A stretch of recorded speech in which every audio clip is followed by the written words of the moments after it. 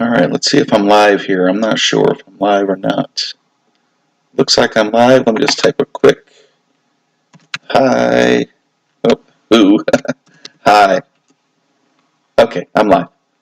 Alright, everybody. Hey, thanks for tuning in. I do not make these videos regularly. As you know, this is spur of the moment. And this one is just going to be a quick... hey, let's go. Warning. If you're logging in here, sorry guys, let's give people a few minutes to log in while I title this video. Warning, Bitcoin price could fall temporarily. All right, let's save that.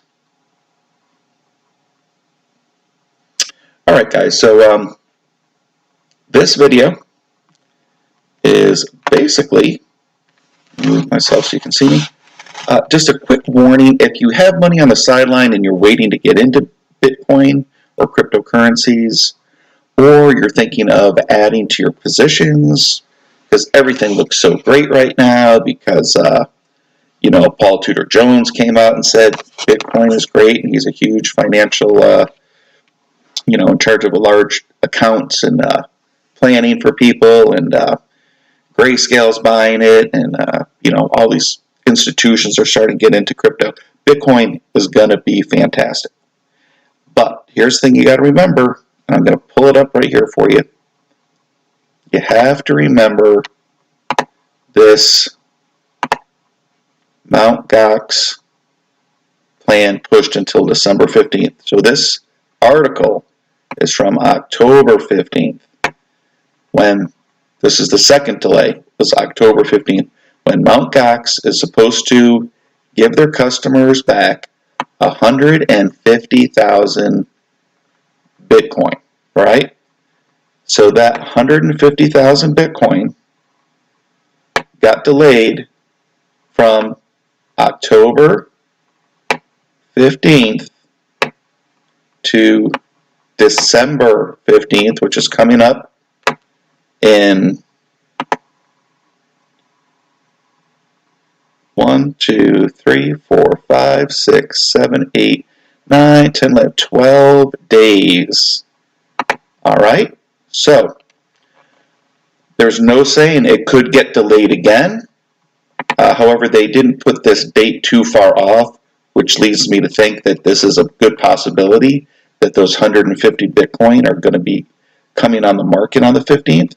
Doesn't mean they're necessarily going to come on the market, but basically how it works, and I explained this in my last video for the October 15th release that never happened when it got pushed back to the 15th, but the lawyers are going to get paid in some of the Bitcoin and some fees from the customers that they're getting their coins back from Mountcox. Mountcox is the name of an exchange who closed down and held people's Bitcoin. And the people waiting to get their Bitcoin back.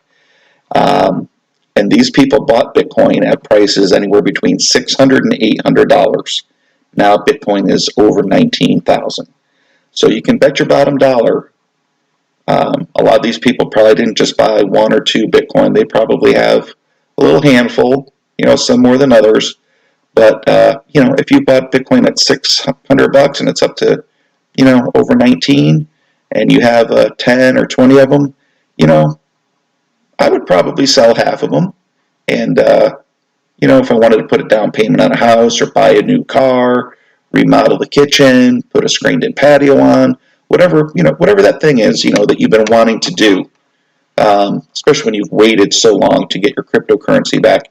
And I would probably hold some as well, especially if I've been following the market, which a lot of these people probably have.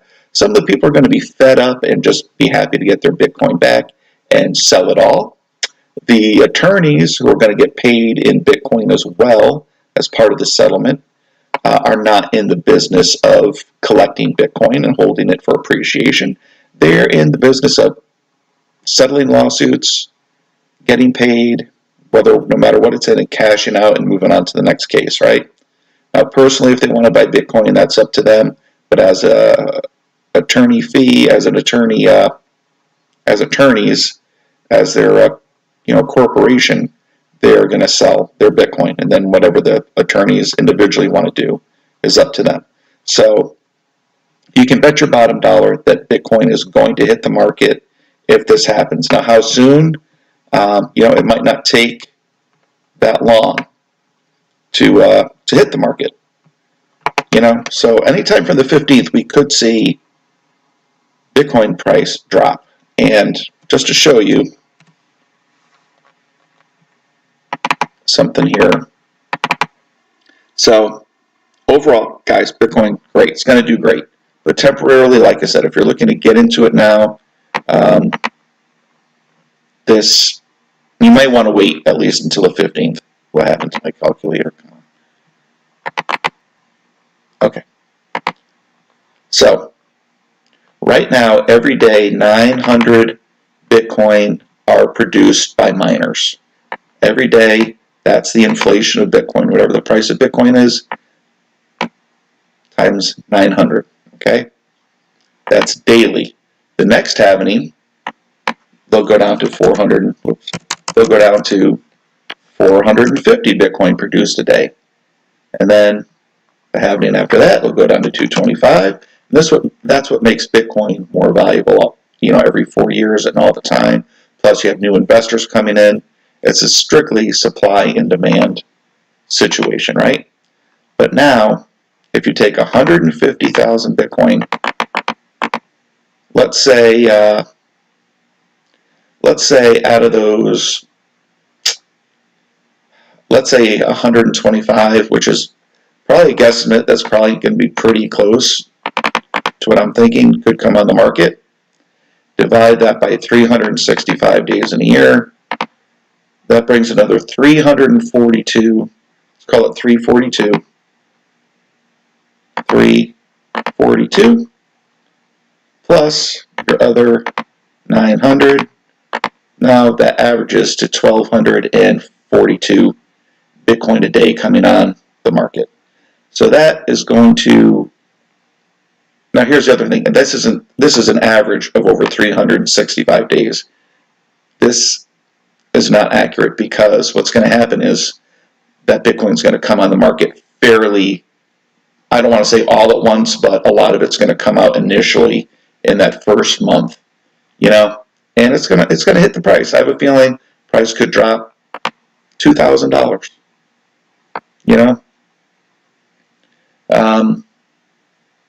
maybe more, maybe $3,000.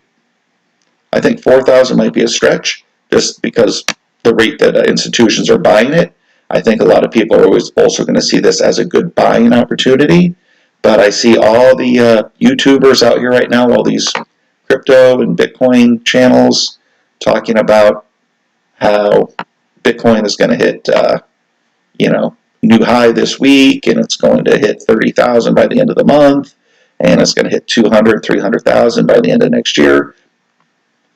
That part, the second part I said, I have no problem with. But this right here is one thing that could definitely slow down Bitcoin. So let me give you an analogy.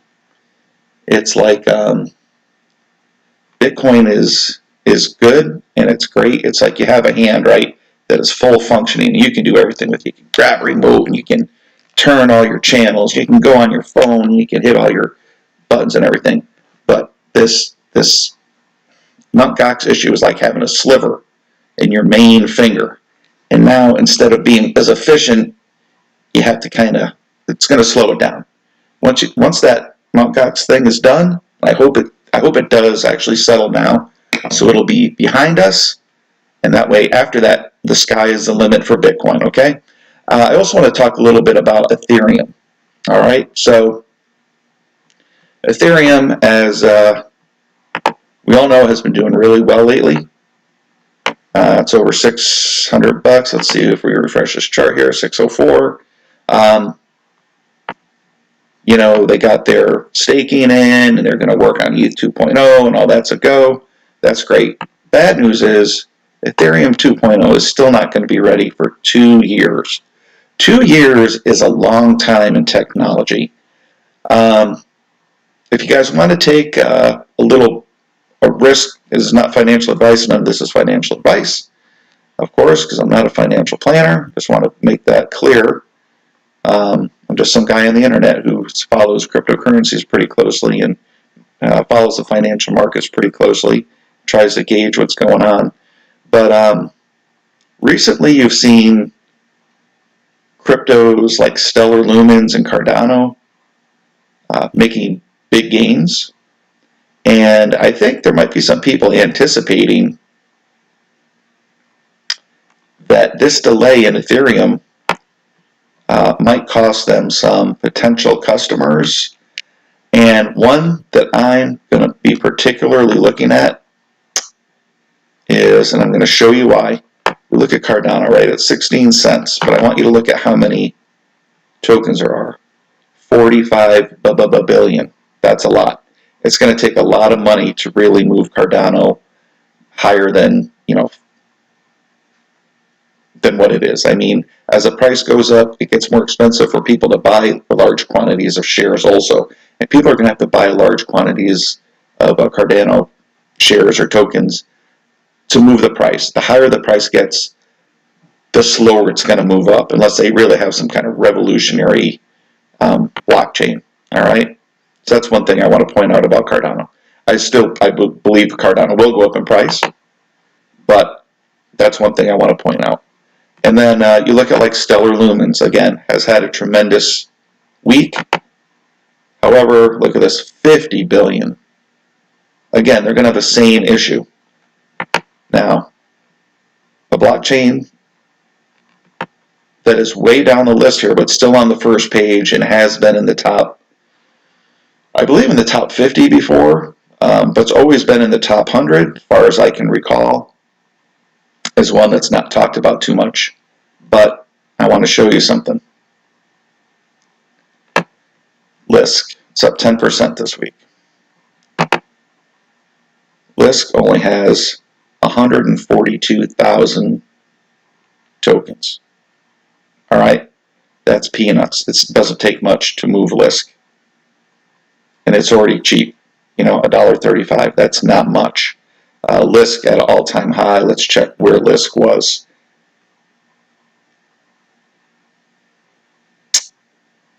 Lisk, historic prices. Here we go. All-time high, $39, almost $40. You're looking at almost a 30x on Lisk, and that's if the market cap, goes up to $1 trillion, probably. If it goes up higher than that, which I'm anticipating it's going to this round, you could see a $60 Lisk, in my opinion. Again, not financial advice. Lisk has a great product. They have side chains. The developers can build on JavaScript, which is the most popular programming language. So as far as developers making apps and things like that, they don't need special training to learn a new code like you do for Ethereum. Lisk has been one of the top developers as far as on their GitHub over the last few years. They've really got it together here. It's just going to be, all it's going to take is one good project to get on Lisk, and you can see the price shoot up tremendously. Side chains make it easy for people that are on Ethereum to move their dApps over to Lisk onto a side chain. They could actually steal some of Lisk from some of Ethereum's customers as well. I know it's not a very well-known blockchain, but it's one that I'm going to be throwing a few shekels into and keeping an eye on. All right, guys, so I think that that about sums it up. I just wanted to talk about, quickly about Ethereum and how blockchains out there, these other cryptocurrencies that do similar things or have similar capabilities to it that Ethereum does, that a 2-year delay in technology is a long time, and I believe these companies are going to be beneficial. They're going to benefit somewhat from that delay, and Lisk is pretty much up and ready to roll right now. It's just a matter of them starting to get some traction. Who knows if they will? You know, cryptocurrencies are a gamble. Don't ever invest more than you can afford to lose. But that's what I'm looking at right now. I also like, I love Litecoin. That's going to go up, I believe, over $300 again. Chainlink, I believe, I believe Litecoin will eventually get up to $1,000. I believe Chainlink will get up to at least $50, especially if we have a big bull market.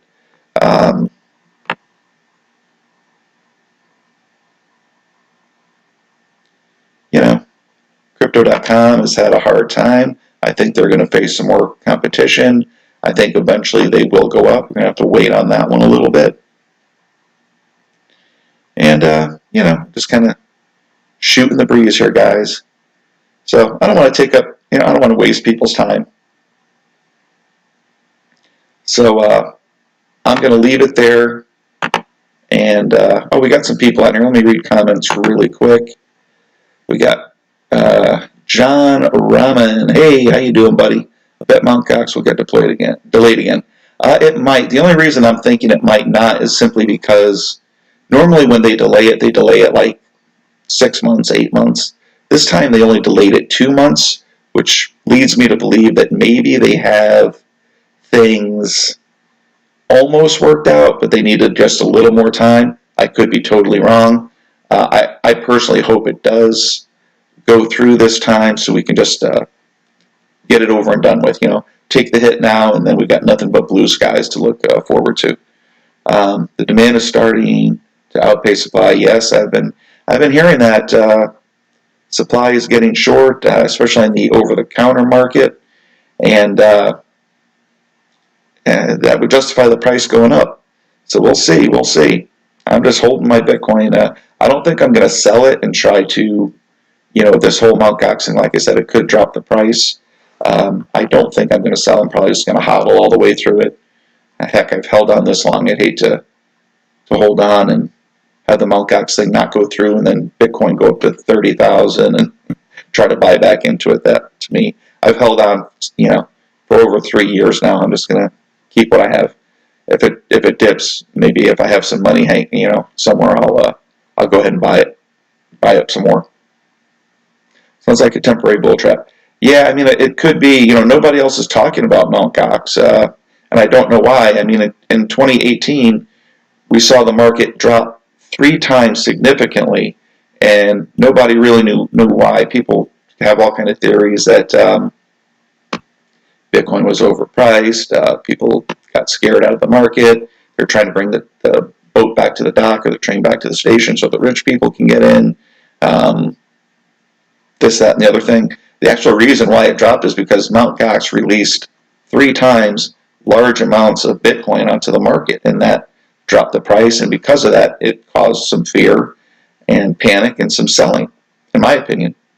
Their job is to take our cash. Absolutely, guys, do not trust these bankers, these elites, these, I'd say about 90% of the government. These politicians don't get in politics anymore to work for the people like they did back with our founding fathers. They get in politics to get rich.